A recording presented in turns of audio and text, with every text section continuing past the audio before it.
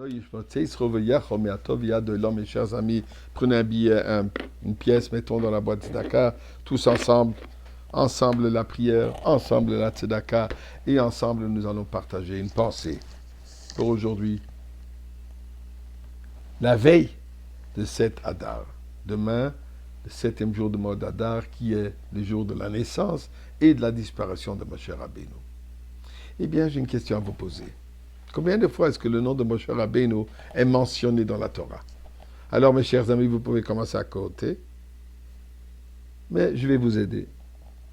Apparemment, 613 fois. Extraordinaire. 613 mitzvot, 613 fois le nom de Moshe Rabbeinu est mentionné dans la Torah.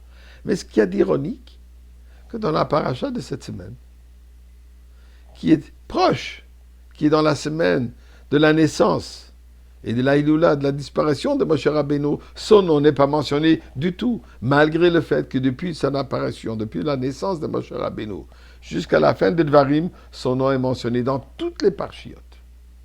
Paracha de cette semaine, Va'ata tetzaveh, son nom n'apparaît pas. Pourquoi? Eh bien, le commentaire de base classique, le Baal HaTurim nous dit qu'au moment du péché du veau d'or, où Dieu dit à Moshe Rabbeinu, je vais détruire tout le peuple et je vais recommencer un nouveau peuple par toi, Moshe Rabbeinu dit, je ne suis pas d'accord, je n'accepte pas. Et si tu vas malgré cela exécuter ton plan, Moshe Rabbeinu prononce les paroles effrayantes. Efface-moi de ta Torah que tu as écrite. Dieu accepte.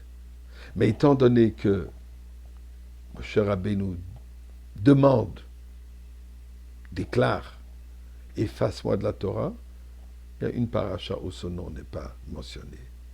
Mais la question qui se pose, c'est exactement la paracha qui est si proche de sa naissance et sa disparition. C'est quoi le rapport? Il aurait pu choisir n'importe quel autre paracha. Et particulièrement cette paracha qui consiste presque entièrement de communication entre Dieu avec Moshe Rabbeinu. Commence tout de suite.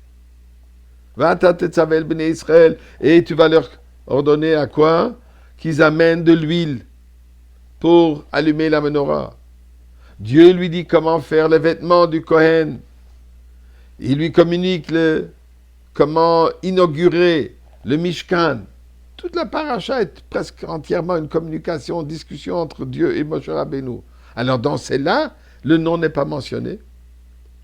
Au lieu de commencer comme d'habitude, va Daber Hashem el Moshe les morts, et Dieu parle à Moshe Rabbeinu, Daber el Bnei Israël parle au peuple juif, il commence directement, Va'ata tetzaveh, et toi tu vas commander.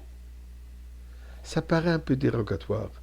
Toi, sans même mentionner le nom, eh bien, il nous explique la chassidoute juste l'inverse. Le nom de la personne est quelque chose qui se rajoute après sa naissance. Dans le cas de Moshe Rabbeinu, 3 mois après la naissance, par la princesse égyptienne Bathia. Donc le nom est un rajout à son identité. Ce n'est pas son identité. Mais quand on dit toi, toi, ça veut dire l'essence de toi-même. Moshe Rabbeinu, ici dans la paracha de cette semaine, en parlant de l'allumage de la menorah, des vêtements du Mishkan, l'inauguration du Mishkan, Dieu va bien plus profond que le nom de Moshe. Il parle à l'essence de Moshe Rabbeinu. Et c'est quoi l'essence de Moshe Rabbeinu? Serviteur de Dieu. C'est quoi l'essence de Moshe Rabbeinu? Raya Mehemna, le berger de confiance.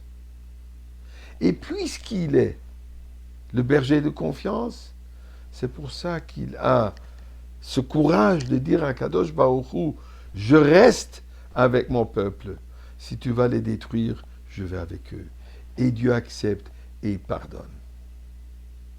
C'est cette essence de Moshe Rabbeinu qui est entièrement fusionnée, reliée à nous, à Am Israël, qui nous donne cette foi absolue en Akadosh Baruch Hu. Et d'ailleurs, quand on dit le berger de confiance, Raya Mehemna, Le mot Raya Mehemna veut aussi dire celui qui nous nourrit, Mehemna de la nourriture. D'ailleurs, en 1992,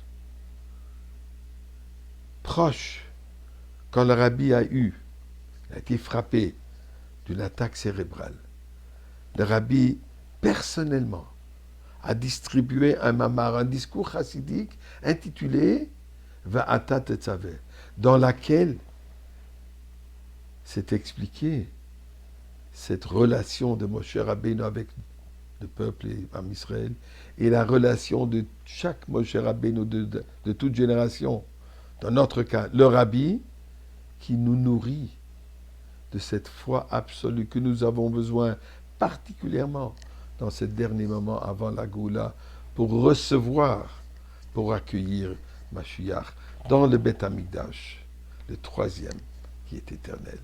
Ribono Shel Olam, aujourd'hui.